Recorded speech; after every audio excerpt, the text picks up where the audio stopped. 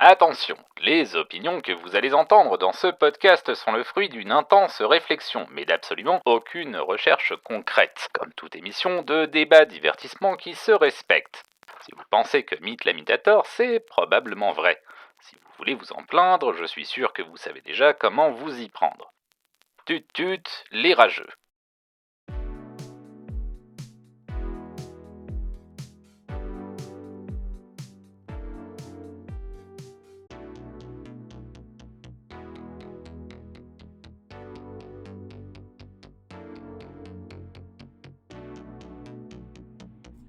Salut tout le monde et bienvenue dans Hot Takes et Slow Burn, le podcast qui distille les cerveaux et rince les opinions. Je suis Mythe Lamite, j'ai beaucoup de choses à dire, j'ai que ça à foutre. Et pour cette émission, je suis tout seul parce que c'est une émission que j'avais envie de faire depuis un bout de temps, un concept que j'avais vraiment envie de tester, mais vous allez vite comprendre pourquoi j'ai dû faire ça tout seul pour cet épisode-là, puisque j'avais besoin de gens qui avaient joué aux deux jeux dont je vais parler dans l'épisode et je n'en ai pas trouvé. Donc à la place, je me suis dit qu'on allait faire un épisode interactif. C'est-à-dire que je vais vous présenter une hot take et pour vous convaincre que la hot take est tout à fait valable, je vais ensuite vous proposer un petit quiz que vous pourrez faire pendant que vous écoutez l'épisode. Évidemment, si vous êtes en train de conduire, essayez de garder les notes des réponses aux questions dans votre tête et de faire compter les points par quelqu'un d'autre parce que je veux pas que vous ayez d'accident de voiture évidemment. Mais voilà, on va faire ça comme ça et puis vous nous direz sur le Discord quel score vous avez eu. Il y a une grosse dizaine de questions, il y en a 11 qui vont à peu près en ordre croissant de difficulté. On se retrouve de l'autre côté.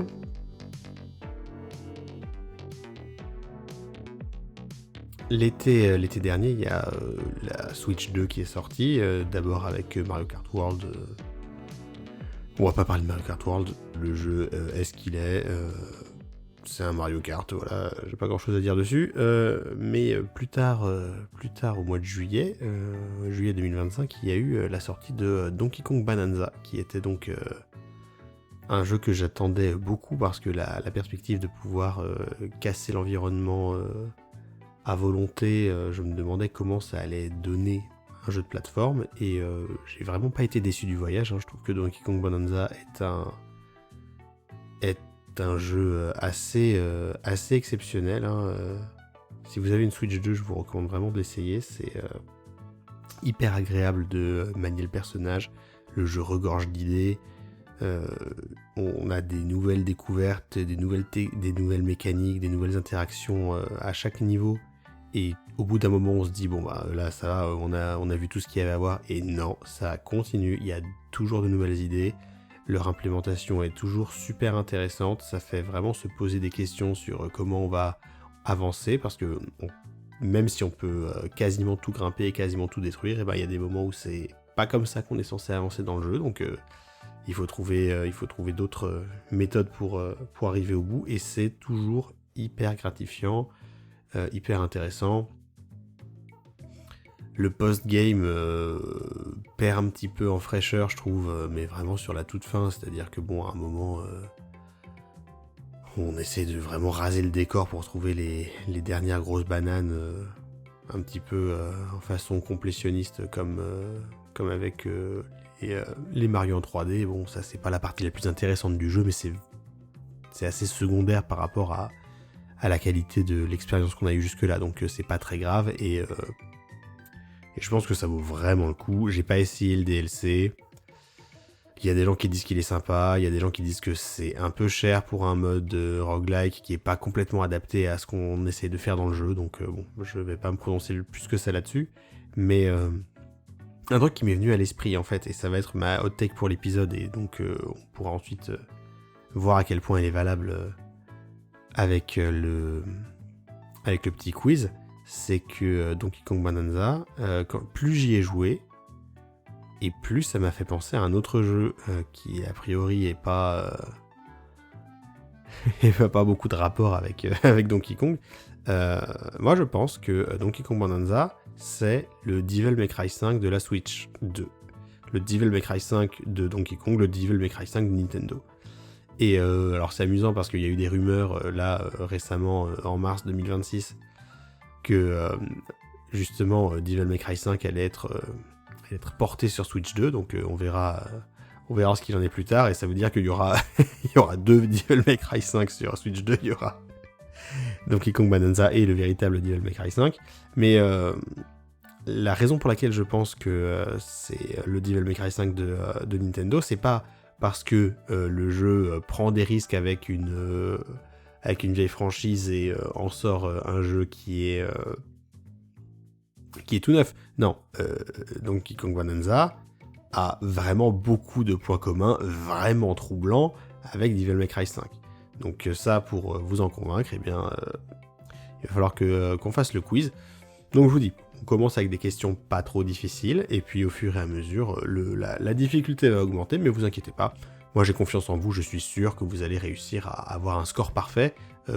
Donc je le répète, hein, si vous voulez me partager votre score, n'hésitez pas. Et puis écoutez, c'est parti. Donc on commence. Je vais laisser un petit temps de pause, entre 5 et 10 secondes, je pense, entre chaque question, pour que vous ayez le temps de donner votre réponse, puis ensuite vous aurez le temps de réfléchir à votre score. Donc s'il y a des silences, c'est normal, hein, c'est fait exprès. Et donc on y va. Alors, première question, on commence tout doucement. Entre Devil May Cry 5 et Donkey Kong Bonanza, dans quel jeu incarne-t-on un grand singe ?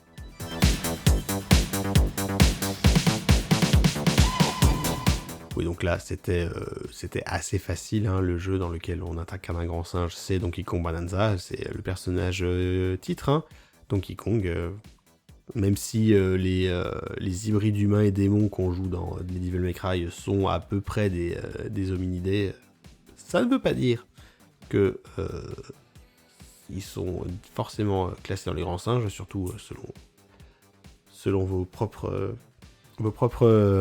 affinités religieuses, on va dire. Non mais là on va dire clairement, voilà, Donkey Kong c'est un gorille, voilà. Donc première question, la réponse c'était Donkey Kong Bonanza.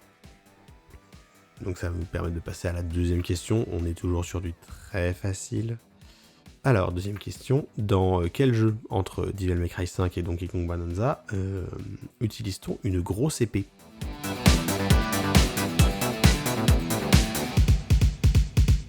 Alors félicitations à vous si vous avez trouvé que c'était Devil May Cry 5, effectivement, entre la grosse épée de Dante, la grosse épée de Nero, et si vous avez acheté le DLC, la grosse épée de Virgil, c'est un jeu où on a des grosses épées. Dans Donkey Kong Bonanza, on peut utiliser n'importe quoi comme arme, donc on peut arracher un morceau de bois, on peut arracher un rocher, on peut arracher de la terre, et on peut taper les ennemis avec. J'irais pas jusqu'à dire que c'est une grosse épée, mais et bon, le système de combo est pas aussi avancé, évidemment. Donc là, clairement, je parlais de Devil May Cry, mais bon, là, à partir de maintenant, ça va se corser un petit peu, hein, attention. Donc, question numéro 3. Entre Devil May Cry 5 et Donkey Kong Bonanza, dans quel jeu la musique est-elle adaptative ?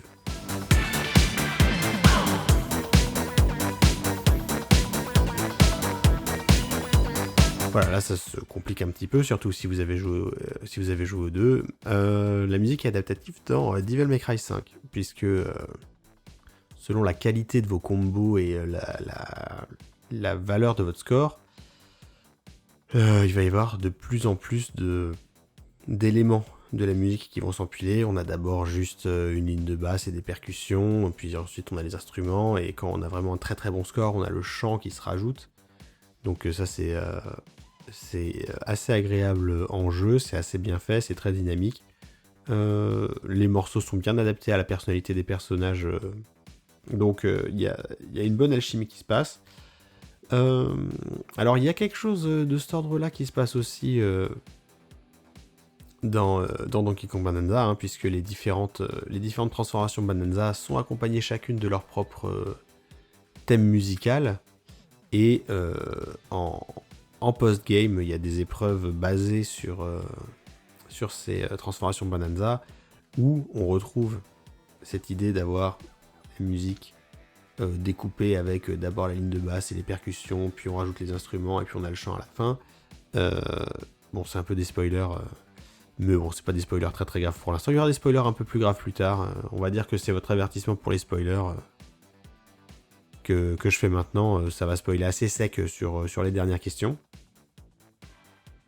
Mais donc, dans Donkey Kong Bonanza, voilà, ces épreuves de platforming qui sont pas évidentes, et ben, pour arriver au bout, ça veut dire qu'il faut être assez agile. Donc, on peut dire qu'il y a aussi une adaptativité de la musique par rapport à vos performances, mais c'est beaucoup plus linéaire que dans Devil May Cry. La musique ne redescend pas à juste la ligne de basse et les percussions si on fait une erreur. Donc, on n'était pas loin sur Donkey Kong Bonanza, mais la réponse à la question 3, c'est Devil May Cry 5.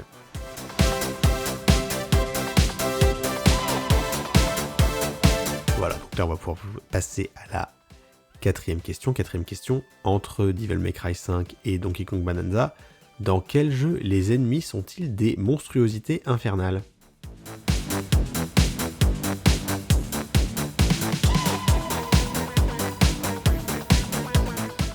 Alors là, un petit peu plus tricky, puisque la réponse était Donkey Kong Bonanza.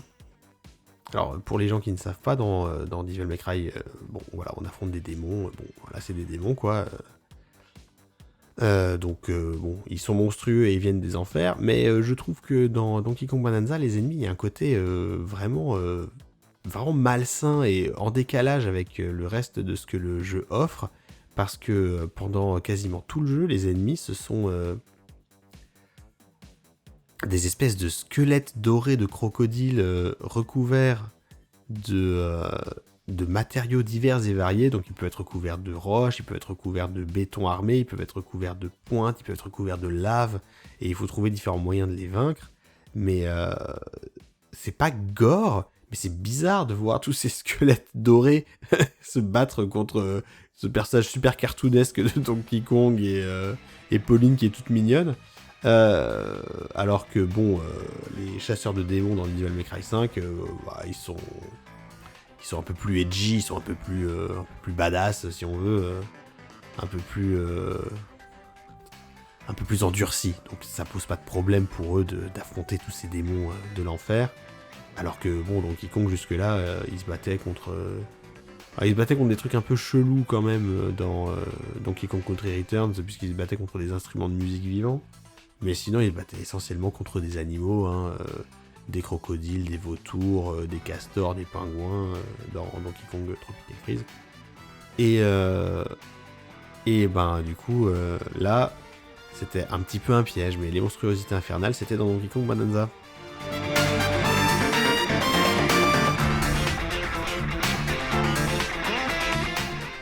Voilà, ce qui va nous permettre de passer à la question numéro 5. Attention, question numéro 5. Dans quel jeu entre Devil May Cry 5 et Donkey Kong Bonanza peut-on utiliser une jauge pour se transformer et améliorer ses capacités ?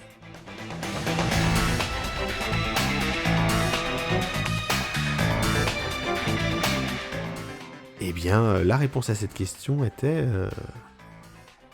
Donkey Kong Bonanza encore. Parce que certes, dans Devil May Cry, on a la fameuse mécanique de Devil Trigger qui est utilisable par Dante et qui est utilisable un peu sans explication pendant une bonne partie du jeu par V, le nouveau troisième personnage jouable qui utilise des invocations plutôt que de se battre directement contre les démons. Mais bon, là c'est pareil, spoiler pour Devil May Cry 5, mais bon, le jeu est de 2019, donc si ce genre de jeu c'est votre cam, j'espère que vous avez eu le temps d'y jouer depuis. Avant la toute fin du jeu, et ensuite si vous faites du New Game Plus, Nero n'a pas de jauge de Devil Trigger. Il a ses bras mécaniques, là, les Devil Breaker, mais il n'a pas de Devil Trigger, donc il n'a pas de jauge pour améliorer ses capacités et se transformer. C'est plus vrai en New Game Plus, mais dans Bonanza, en 15-30 minutes de jeu, on peut arriver à un stade où on a notre première jauge de Bonanza, et à partir de là, ça ne nous quitte plus, on peut toujours se transformer, on peut toujours utiliser la jauge pour pouvoir se transformer et améliorer ses capacités. Donc ça failli être Devil May Cry 5, la réponse à cette question, mais c'est Donkey Kong Bonanza.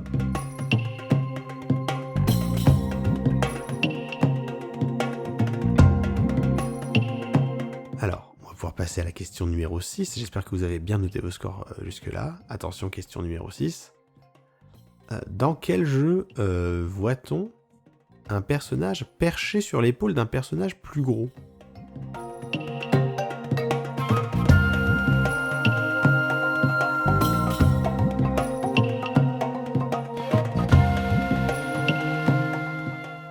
Bon, alors là, le vernis commence à se fissurer un petit peu parce que je vais pas vous cacher que c'est les deux. Certes, dans Donkey Kong Bonanza, une fois qu'on a trouvé le mystérieux caillou qui parle et que, encore un petit peu plus tard, on arrive à transformer le mystérieux caillou qui parle en Pauline, eh bien Pauline s'accroche à l'épaule de DK pendant tout le reste du jeu. Mais en fait, dans Devil May Cry 5, eh bien, quand on joue V, justement, il a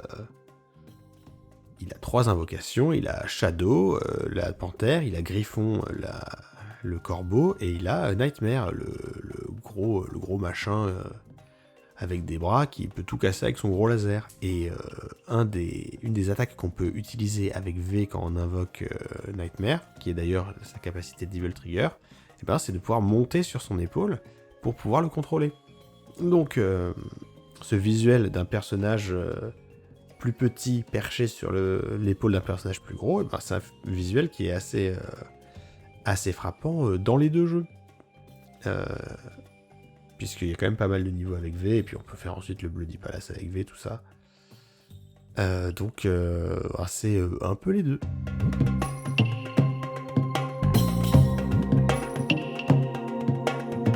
Alors bon, là, attention, encore une question un peu complexe.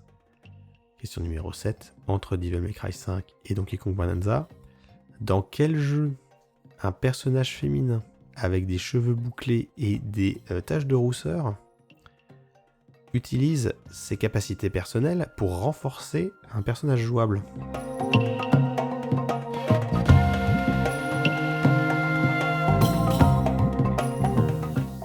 Et bien encore une fois, la réponse est Donkey Kong Bonanza, puisque certes, Nico, l'acolyte de Nero dans Devil May Cry 5, a des cheveux bouclés et aide Nero en fabriquant les Devil Breakers que Nero utilise dans les niveaux. Mais dans Donkey Kong Bonanza, eh bien Pauline, elle chante pour transformer Donkey Kong dans ses différentes formes Bonanza, et c'est sa capacité à elle. Et autant je me prononce pas trop pour Nico, mais je suis sûr que Pauline a des taches de rousseur. Nico, je suis pas sûr. J'ai revu quelques images. C'est pas si clair que ça qu'elle en a. Donc la réponse officielle à cette question, c'est Pauline. Mais bon, si vous avez dit Nico, je ne vous en veux pas d'être tombé dans le piège. Parce que à partir de là, c'est plus que des pièges, hein, je vous préviens.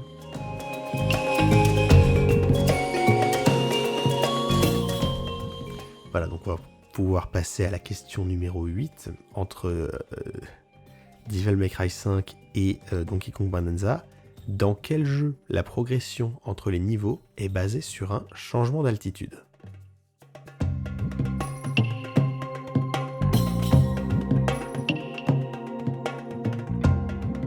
Alors, la réponse ici était évidemment Devil May Cry 5, hein, puisque c'est un jeu dans lequel le méchant Urizen a fait pousser un arbre démoniaque, le Qliphotha, dans le monde des humains, et les personnages escaladent cet arbre démoniaque au fur et à mesure des niveaux pour arriver au sommet.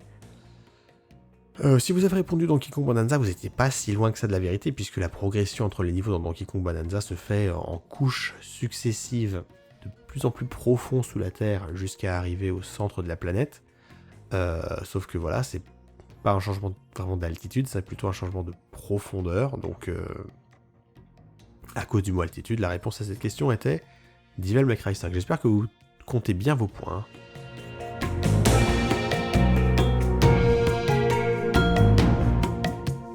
Voilà, donc on va pouvoir passer à la question numéro 9. entre Devil May Cry 5 et Donkey Kong Bonanza, dans quel jeu découvre-t-on un fruit au pouvoir surpuissant sous terre vers la fin du jeu ?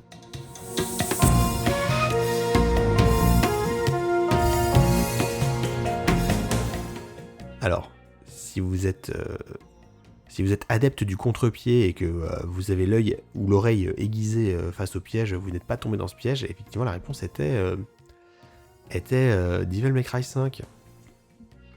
Parce que certes, dans Devil May Cry 5, on escalade le Glyphos, l'arbre démoniaque, mais la confrontation entre Dante et Urizel, quand celui-ci a trouvé le fruit du Glyphos, et ben ça se trouve dans la partie démoniaque sous terre de l'arbre, au niveau des racines. Ce qui veut dire que ce fruit, eh ben, c'était dans Devil May Cry 5, surtout que l'entité qui exauce les vœux dans Donkey Kong Bonanza, qu'il trouve au centre de la planète, certes, c'est un assortiment de bananes, mais c'est pas un fruit, c'est plusieurs fruits, donc si on tient compte des termes de la question, bah c'était plutôt le fruit du Glyphos auquel je pensais. Allez, il reste plus beaucoup de questions, on y va.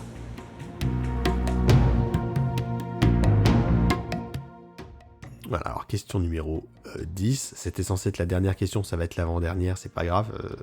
Là, attention, accrochez-vous bien à vos slipoches, comme diraient nos amis de l'à peu près. Dans quel jeu l'antagoniste principal est en réalité une fausse piste et le vrai boss final est un ancien grand méchant qui revient ?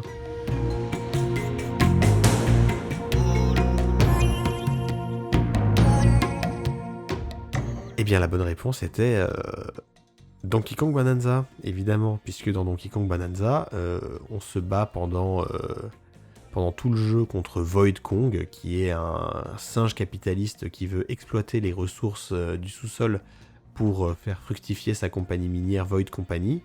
Et à la toute fin, quand on pense être arrivé au centre de la planète, on découvre que ce que Void Kong pensait être le centre de la planète était en fait le ventre de King K. Rool, hein, le méchant des 3 Donkey Kong Country, qui était enfoui sous terre, on sait pas trop pourquoi, mais il se réveille, il envoie valdaguer Void Kong, dont on n'entend plus parler avant le DLC, et il devient le true last boss, hein, le véritable dernier boss qu'on doit affronter ensuite avec les musiques de Donkey Kong Country, les bruitages de Donkey Kong Country, les ennemis de Donkey Kong Country qui reviennent et qui jouent le rôle des abominations crocodiliennes dorées qu'on affrontait jusque-là dans le jeu.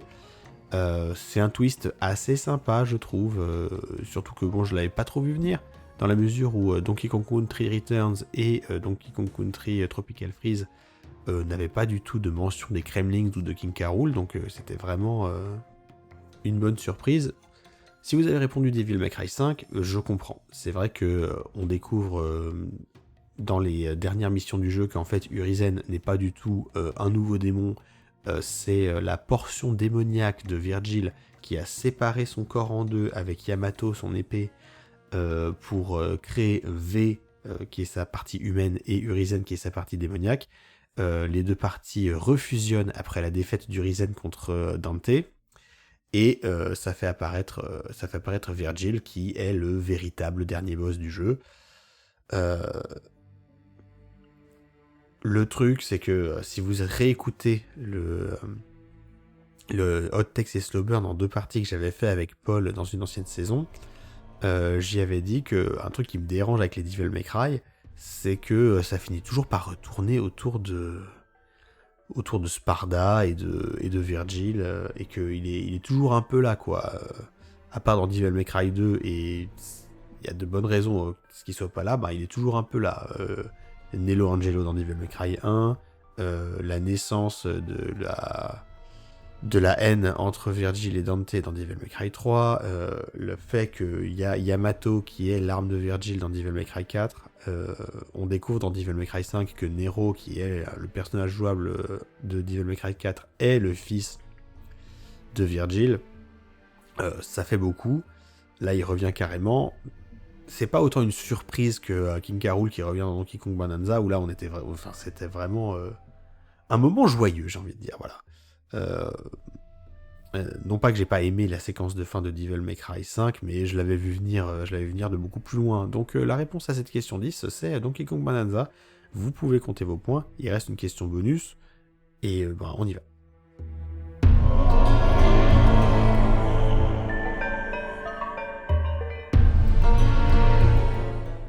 Donc, dernière question, question numéro 11. Entre Devil May Cry 5 et Donkey Kong Bonanza, dans quel jeu voit-on une ville dévastée par l'attaque de l'antagoniste ?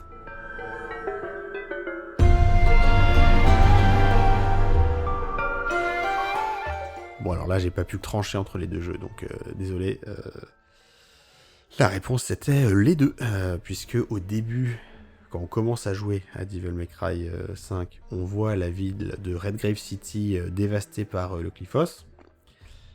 Mais à la fin de Donkey Kong Bonanza, après avoir vaincu King K. Rool au centre de la planète, eh bien, il y a un faux générique de fin, comme dans Donkey Kong Country. King K. Rool se réveille, se met à creuser frénétiquement pour remonter à la surface, et une fois à la surface, il dévaste New Donk City, la ville inspirée de New York, dans laquelle on retrouve Pauline, qui est devenue maire de la ville dans Super Mario Odyssey.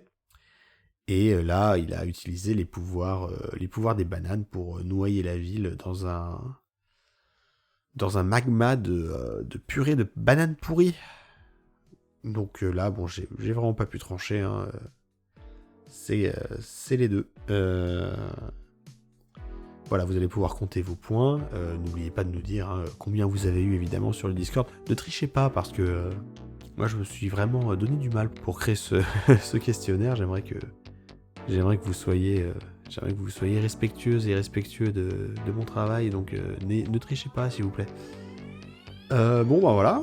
En tout cas, c'est là que s'arrête cet épisode. Alors, il est un petit peu plus court que d'habitude, mais bon, vous remarquerez aussi que je n'avais personne avec qui parler, donc tout de suite, ça rend les choses plus rapides. J'en profite quand même pour vous rappeler que Hot Takes et Slow Burn est un podcast Studio Carton C, donc vous pouvez vous rendre sur studiocartonc.fr pour voir tous les différents podcasts du réseau. Vous pouvez nous rejoindre sur le Discord de Studio Carton C, dont le lien se trouve dans la description de l'épisode. Merci à Paul pour le montage, merci à Vincent pour la voix off au début de chaque épisode, merci à Simon pour la musique du générique. Retrouvez aussi la chaîne YouTube de Simon dans la description de l'épisode. Puis on se retrouve le mois prochain, et puis d'ici là, continuez à ouvrir votre esprit en jouant à des jeux vidéo. Allez, salut tout le monde.